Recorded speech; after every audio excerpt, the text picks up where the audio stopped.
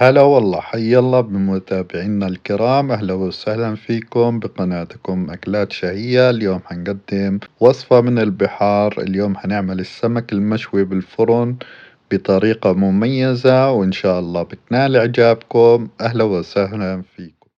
بالبداية عندي قطعتين سمك منظفين ومغسولين جيدا. بعد ما غسلتهم بنجففهم بالمحارم أو بفوطة نظيفة.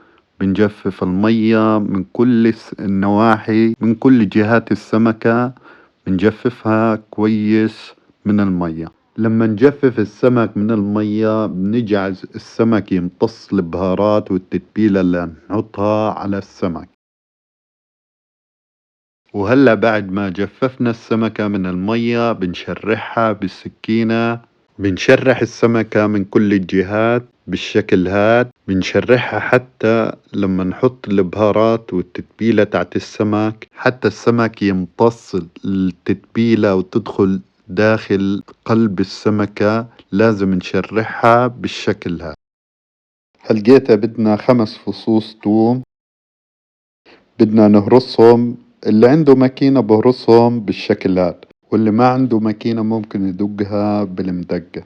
إخواتي وأحبائي، إن شاء الله هاي الوصفة حتنال إعجابكم. إذا بتطبقوها بكل خطوة أنا بعملها إن شاء الله حتنجح معاكم، وحتدعوا لي على هيك وصفة. إن شاء الله كل أحبابكم تعزموهم تعملوا هاي الوصفة، إن شاء الله حتنال إعجابكم وحتبيض وجهكم. هلا بنحتاج ليمونة بنقطعها شرايح بالشكل هاد وبنحطها فوق السمكة. وبعد ما قطعنا شرايح الليمون ندعك الثوم مع السمك. ندعكه جيدا وبنحط الثوم بكل جوانب السمكة حتى تدينا النكهة اللذيذة والطعم اللذيذ. بتمنى من الجميع المو مشتركين في قناتي يشتركوا، ولايك حلو للفيديو وتعليق حلو للفيديو.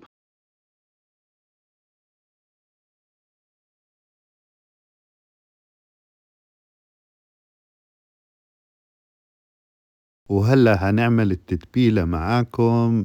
تتبيلة السمك تتبيلتنا بسيطة. وهلقيت بنحتاج معلقة صغيرة من الفلفل الأسود، معلقة صغيرة من الكمون، معلقة ونص صغيرة من الملح. نحتاج معلقة صغيرة كزبرة. نحتاج ليمونة بنعصرها على تتبيلة السمك. وهلأ بندير التتبيلة على السمك وبنغرقها بالتتبيلة. بندعكها جيدا بكل الجوانب مثل ما هو موجود بالفيديو. ما شاء الله على هيك وصفة. إن شاء الله بتجربوها وتدعوا لي، وبس تتبعوا كل خطوة بعملها إن شاء الله حيطلع معكو سمك يعني عدين كيفكو.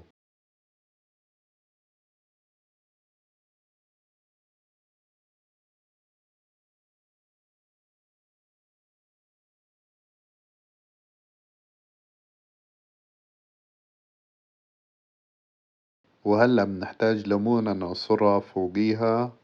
السمك بحب الليمون، بيعشق الليمون. يعني قد ما تحط ليمون بطلع معك السمك أطيب وأطيب.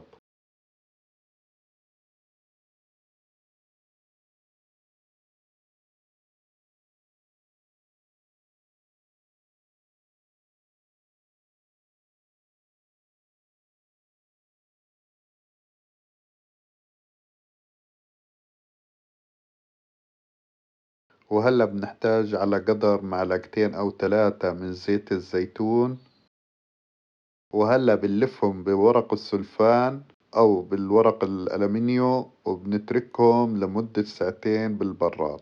وهيك بعد ساعتين بنحطهم بالفرن على 180 من فوق ومن تحت. وهلأ بدنا نعمل الطراطور. بنحتاج لدرسين تومة بنهرسهم بالشكل هاد. فيك تدقوها بالمدقة.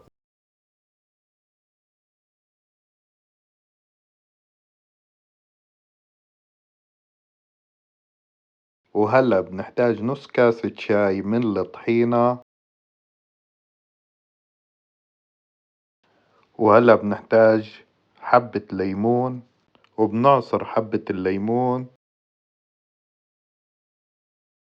وبندير عصير الليمون على الطحينة والثوم، وبنحرك جيدا العصير الليمون على الطحينة والثوم. وهلأ محتاجين ضمة بقدونس أو من كم عرق بقدونس، بنقطعهم بالشكل هاد، بنفرمهم بالسكينة بالشكل هاد.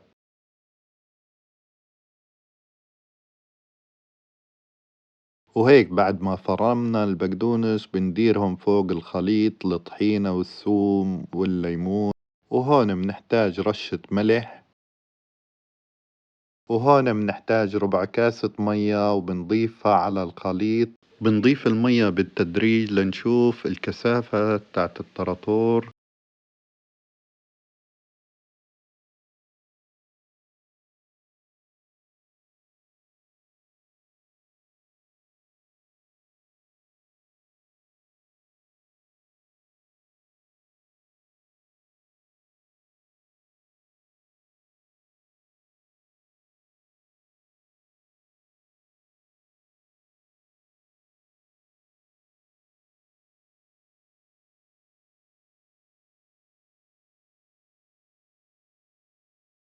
وهيك جهز معايا الطراطور، بدي اياه بالشكل هذا والكثافة تكون بالشكل هذا. وهيك بعد 40 دقيقة شلت السلفان عن الوجه، وهلأ بدي أحمره من فوق. وهيك بعد ما حمرتهم حطيتهم من الفرن من فوق، وهيك حطيتهم بصحن التقديم. وهيك انتهت وصفتنا لليوم، وشكرا لكم على المتابعة، وبتمنى منكم تجربوها وتدوني رأيكم فيها. وإذا عجبتكم الوصفة لا تنسوني باللايك والاشتراك في قناتي وتفعيل زر الجرس ليصلكم كل جديد من قناتي. أكلات شهية وصحة وعافية لكم، ولا تنسوني بالدعاء، وأهلا وسهلا فيكم بأكلات شهية.